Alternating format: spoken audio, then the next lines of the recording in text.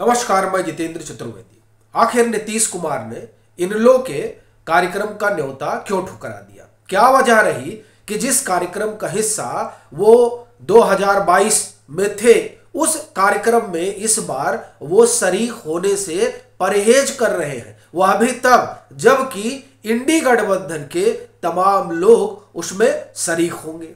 फिर एक सवाल यह भी है कि वो जो जनता परिवार को एक छाते के नीचे लाने की कवायद नीतीश कुमार ने शुरू की थी, क्या उस पर अब उन्होंने अमल करना बंद कर दिया है? और फिर यह भी कि क्या उनका मन अब उचट गया है उस महागठबंधन से जिसका वो अभी हिस्सा है? देखिए, ये सवाल बड़ा महत्वपूर्ण है और इसलिए क्योंकि जिस कार्यक्रम का न्योता नीतीश कुमार को मिला है, उस कार्यक्रम में ही वो पिछले साल 25 सितंबर को, तब ये कार्यक्रम फतेहाबाद में हुआ था, उसमें वो शरीक हुए थे और वहीं से उन्होंने जनता परिवार को एकजुट करने का ऐलान किया था और कहा था कि हम सभी जब एक छाते के नीचे आ जाएंगे तब भाजपा को 2024 में सत्ता से उखाड़ फेंकेंगे। अब वही कार्यक्रम है फिर 25 सितंबर को, चौधरी देवीलाल की जयंती, और सब लोग आ रहे हैं। अखिलेश यादव जा रहे हैं, सीताराम येचुरी जा रहे हैं, फारूक अब्दुल्ला जा रहे हैं, उद्धव ठाकरे जा रहे हैं। तमाम नेता जो इंडी का हिस्सा है वो उस इन लोग के कार्यक्रम का हिस्सा बनेंगे। अब उसमें नीतीश कुमार का ना जाना, और उससे भी बड़ी चीज ये है कि वो वहां जा नहीं रहे हैं और उसी रोज पंडित दीनदयाल उपाध्याय को लेकर एक राजकीय कार्यक्रम कर रही है बिहार सरकार और उसमें वो शरीक होते। अब राजकीय कार्यक्रम में तो जाएंगे ही। अब ये बात जो है ये चौंका रही है कि वैसे तो पंडित जी का कार्यक्रम किसी भी राजनीतिक दल को करना ही चाहिए, क्योंकि पंडित दीनदयाल उपाध्याय का जो अपना दर्शन है वो यही है कि जो अंतिम पायदान पर खड़ा है उस तक सरकार की पहुंच होनी चाहिए। यानी जो सरकारी मशीनरी रहे वो मशीनरी उस अंतिम पायदान पर खड़े व्यक्ति को भी मुख्य धारा में लाकर खड़ा करे। ये उनकी अपनी विचार, उनका अपना विचार रहा है, जिसे एकात्म मानववाद भी कहा जाता है। उस लिहाज से देखा जाए तो कोई भी सरकार कर सकती है, लेकिन ऐसे समय में जब नीतीश कुमार ने दामन ही छुड़ा लिया और वो एक तरह से आप कहें कि भाजपा और संघ पर हमलावरी रहते हैं, ऐसी स्थिति में जनसंघ के संस्थापक पंडित दीनदयाल उपाध्याय का कार्यक्रम आयोजित कराना, वो भी सरकारी, और उस कार्यक्रम के वजह से चौधरी देवीलाल की जयंती वाला जो कार्यक्रम है उस कार्यक्रम से परहेज कर लेना, ये कई तरह के सवाल पैदा कर रहा है। और उसमें भी आप देखिए कि ये पहली बार नहीं है। इससे पहले आप देखें 16 अगस्त को दिल्ली जाते हैं और उस रोज अटल बिहारी वाजपेयी का जो समाधि स्थल है सदैव अटल, वहां जाते हैं, पुष्पांजलि वगैरह देते हैं और बिना इंडी गठबंधन के किसी नेता से मिले वो लौट आते हैं। यानी नीतीश कुमार लगातार संकेत दे रहे हैं। तो अब इन संकेतों को क्या मायने निकाले जाए, ये एक बड़ी बात है। और दूसरी चीज आप देखिए कि वो उन लोगों में शुमार है जिन्होंने ये जो विपक्ष का आज मंच दिखाई दे रहा है, उस मंच को उन्होंने गढ़ा, उन्होंने उसे खड़ा किया और उस मंच पर जनता परिवार को लाने की उनकी अपनी कवायद रही। और इस आप ये कहें कि संदर्भ में उन्होंने बड़ी मुकम्मल कोशिश की।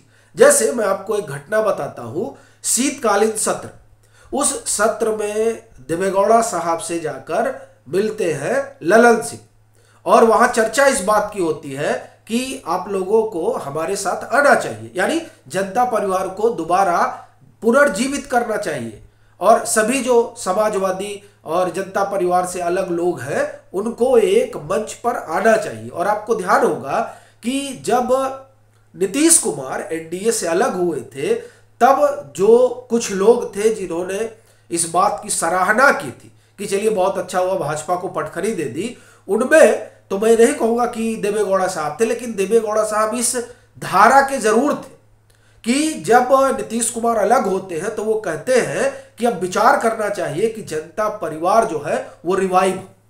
और उसी सिलसिले में शीतकालीन सत्र के दरमियान ललन सिंह जो है वो देवेगौड़ा साहब से मिलते हैं और कहा जाता है कि तब नीतीश कुमार ने फोन पर ही बात की थी, यानी वो उस जनता परिवार को रिवाइव करने में जुटे हुए थे। और इसी वजह से वो जो फतेहाबाद में सभा हुई थी चौधरी साहब की जयंती पर, उस सभा में भी इसीलिए गए थे। तो बड़ा सवाल यही है कि जिस जनता परिवार को लेकर वो इतना, आप ये कहें कि इस तरह की मुहिम चला रहे थे और जिस विपक्ष को एक साथ इकट्ठा करने के लिए उन्होंने एड़ी से चूटी का जोर लगा दिया।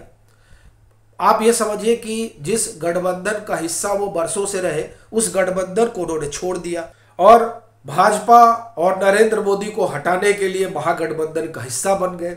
बाकायदे मुहिम चलाई उन्होंने, उन्हीं की अगुवाई में एक छतरी के नीचे जो है वो गठबंधन के लोग इकट्ठा हुए। और एक तरह से कहें कि ये जो इंडी गठबंधन को आज देखा जा रहा है, उसकी आधारशिला तो पटना में नीतीश कुमार ने रखी थी।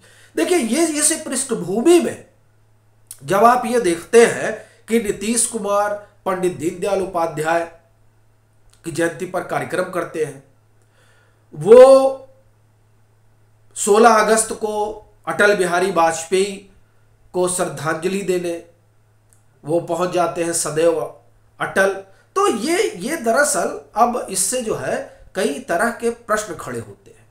और फिर ये बात नहीं भूलनी चाहिए, हालांकि सुशील मोदी बार बार कह रहे हैं कि नीतीश कुमार नाक भी रगड़ लेंगे, तो भी अब उनके लिए दरवाजे बंद हो गए हैं।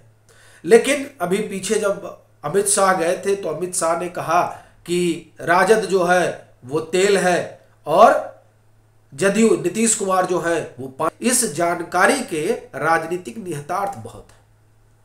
तो अब इससे क्या निकाला जाए? चर्चा ये भी है कि वो इस बात के लिए तैयार हैं कि चलिए ठीक है, आप यहां भाजपा का जो है मुख्यमंत्री बनाइए। इस तरह की भी बात हो रही है। अब उसमें कितनी सच्चाई है और कितनी नहीं है, ये एक अलग मसला है। लेकिन जो संकेत है ना, उस संकेत से जो संदेश निकल रहे हैं, वो संदेश इंडी गठबंधन के लिए खतरे की घंटी है। अभी आप उधर देखिए, सीबीआई ने जो है शिकंजा कसी रहा है लालू कुनबे पर। तो ये जो तमाम चीजें हैं वो साफ दिखा रही है कि बिहार का जो राजनीतिक घटनाक्रम है वो किस करवट बैठेगा, ये कह पाना तो थोड़ा मुश्किल है। लेकिन नीतीश कुमार तो जिस तरह के संकेत देते हैं, उन संकेतों को अगर पढ़ा जाए तो एक, आप ये कहें, आकलन मोटा मोटा निकलता है। और आप देखिए कि अभी अचानक उपेंद्र कुशवाहा भी जिस तरह से नीतीश कुमार के को लेकर कसीदे पढ़ने लगे हैं, वो भी चौंका रहा है कि यही उपेंद्र कुशवाहा है जो एकदम खफा थे नीतीश कुमार के ऊपर। अब यही उपेंद्र कुशवाहा है जो नीतीश कुमार को लेकर ढेर सारी अच्छी अच्छी बातें कर रहे हैं। तो देखिए, राजनीति में ये आप भी समझते हैं कि कोई यूं ही तो किसी का बखान नहीं करता है। अब अगर बखान किया जा रहा है तो जाहिर सी बात है बखान के पीछे कुछ निहितार्थ है। अब पंडित दीनदयाल उपाध्याय पर कार्यक्रम वो भी बिहार की सरकार कर रही है, और वो भी तब जबकि जनसंघ और संघ की मुखालफत कम से कम राजद तो भरपूर करती है और राजद सरकार का हिस्सा है। और उसके हिस्सा रहते हुए नीतीश कुमार कार्यक्रम कर रहे हैं, उस कार्यक्रम में जा रहे हैं। ये अपने आप में बड़ा संकेत और संदेश है कि बिहार की सियासत में कुछ तो पक रहा है। क्या पक रहा है?